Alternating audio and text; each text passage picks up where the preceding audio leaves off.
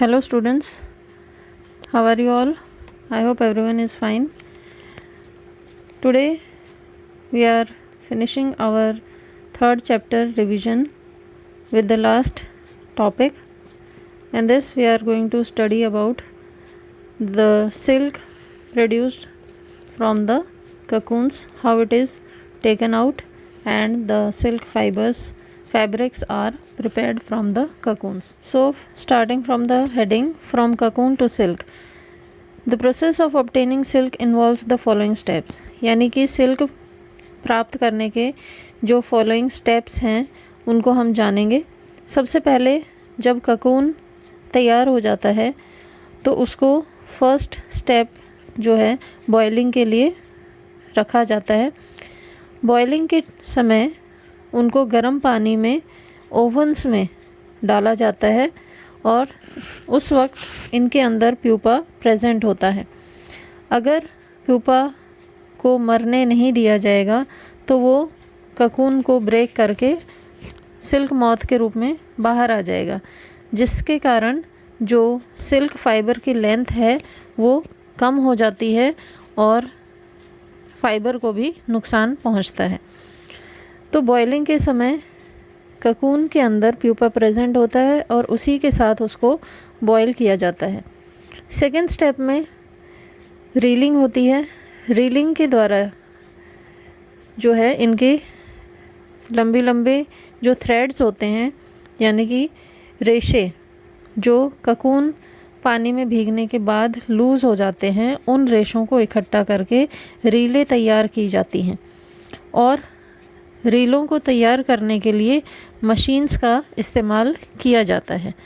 इन machines के द्वारा इनको बड़े बड़े रोल्स में कन्वर्ट किया जाता है। ककून से रेशे निकालने के बाद उनकी जब रीलें तैयार होती हैं उसके बाद जो सॉफ्ट और डेलिकेट फाइबर्स होते हैं उनको 3 से 10 फिलामेंट के इकट्ठे ग्रुप में उनको लपेटा जाता है ताकि वो स्ट्रॉन्ग बने रहें। और ऐसे जो ग्रुप के फाइबर्स होते हैं जिनके अंदर 3 से 10 फिलामेंट्स इकट्ठे रील किए जाते हैं उसको रॉ सिल्क कहा जाता है। इसके अलावा जो डैमेज्ड ककून्स होते हैं उनके द्वारा जो सिल्क बचता है या जो इन्फीरियर क्वालिटी का सिल्क बनाया जाता है उसे स्पन सिल्क कहते हैं।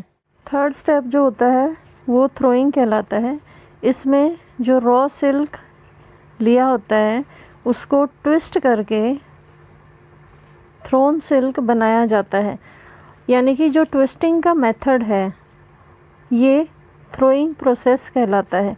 इसमें जो रॉ सिल्क है उसको मरोड़ के ट्विस्ट किया जाता है और ताकि वो एक दूसरे से जो फाइबर्स हैं वो अलग ना हो और उसमें और स्ट्रॉन्गनेस बरकरार रहे।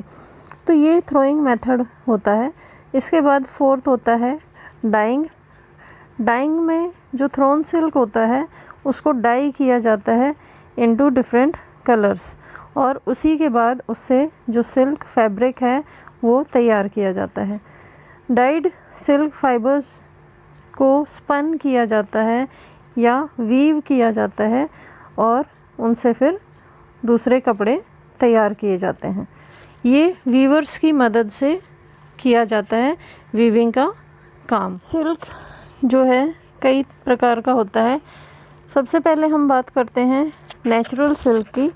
नेचुरल सिल्क जो है ये ककून ऑफ सिल्क मॉथ से प्रिपेयर किया जाता है और जो ककून्स होते हैं सिल्क मॉथ के उनसे फाइबर्स निकाल के उनसे सिल्क निकाला जाता है और इन फाइबर्स को डिफरेंट मेथड से ट्रीट करने के बाद जो फाइनली फाइबर्स ऑफ सिल्क तैयार होते हैं या यार्न ऑफ सिल्क तैयार होते हैं उनको वीविंग मेथड से फिर जो है कपड़ों की ट्रीटमेंट की जाती है। कपड़े बनाए जाते हैं अलग अलग कलर के, अलग अलग डिज़ाइन के। तो ये जो नेचुरल सिल्क होता है इसकी खासियत ये होती है कि ये बहुत ही स्मूथ और शाइनी टेक्सचर का कपड़ा होता है और बहुत ही सॉफ्ट फीलिंग इसको छूने से आती है। जो वैरायटीज़ ऑफ नेचुरल सिल्क हैं उनमें जो सिल्क वर्म होता है वो किस तरह के पत्तों को खाकर सिल्क फाइबर को प्रोड्यूस करता है ये उस पर निर्भर होता है। यदि सिल्क मॉथ मलबरी ट्रीज़ के पत्ते खाता है तो उसके द्वारा निकलने वाले सिल्क को मलबरी सिल्क कहा जाता है। ठीक है, और इसी के अलावा और दूसरे नाम भी सिल्क फैब्रिक के रखे जाते हैं। सेकेंड टाइप का जो सिल्क है वो है टसार सिल्क, जो कि सिल्क वर्म्स जो अर्जुन लीव्स खाकर सिल्क बनाते हैं उनसे मिलने वाले सिल्क का नाम टसार सिल्क रखा गया है। ऐसे ही जो कैस्टर लीव्स को खाकर सिल्क प्रोड्यूस करते हैं सिल्क वर्म्स, उनको एरी सिल्क कहा जाता है। एरी सिल्क ब्रिक रेड कलर का होता है और ये जो सिल्क वर्म होते हैं ये कैस्टर लीव्स खाते हैं। फोर्थ टाइप है मूगा सिल्क। ये सिल्क वर्म्स सोम ट्री के लीव्स को खाकर अपना पेट भरते हैं और इनके द्वारा जो सिल्क प्रोड्यूस होता है वो शाइनी गोल्डन येलो कलर का होता है और ये केवल आसाम में ही पाया जाता है। दुनिया के किसी भी कोने में इसकी और कोई प्रजाति नहीं होती। इस कारण से इसको हम केवल आसाम में ही प्राप्त कर सकते हैं।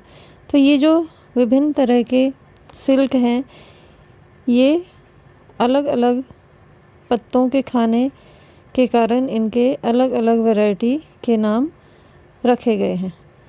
तो बेटा इसी टॉपिक के साथ हम आज की वीडियो यहीं फिनिश करते हैं। Thank you, have a nice day.